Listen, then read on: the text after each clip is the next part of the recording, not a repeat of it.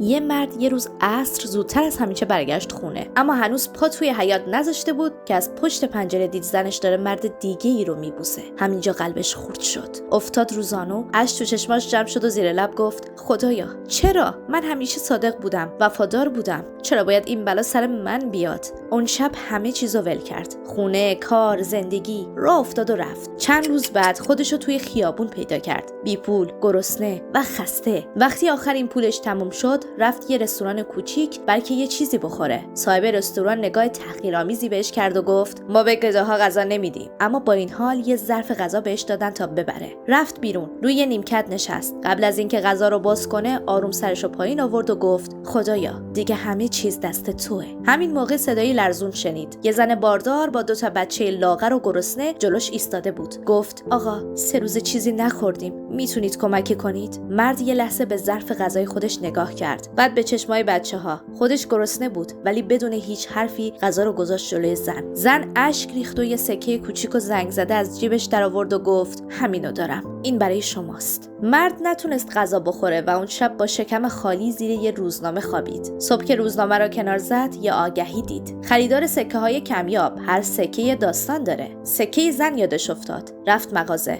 صاحب مغازه سکه رو گرفت، با دقت نگاه کرد و گفت آقا شما خبر دارید این سکه چقدر میارزه؟ این فوق‌العاده نادره، چند هزار دلاره. دستای مرد شروع کرد به لرزیدن. سکه رو فروخت و اشک از چشمش سرازیر شد. این اولین باری بود که بعد مدت‌ها حس کرد خدا جوابشو داده. دوید تا زن و بچه‌ها رو پیدا کنه، اما هیچ کس اونا رو ندیده بود. فقط صاحب یه مغازه پاکتی رو بهش داد و گفت خانم اینو برای شما گذاشت. داخل پاکت یه نامه بود. نوشته بود تو زمانی بخشیدی که خودت هیچ چیزی نداشتی. این راه خداست برای اینکه بهت نشون بده تنها نیستی. ایمانتو نگه دار.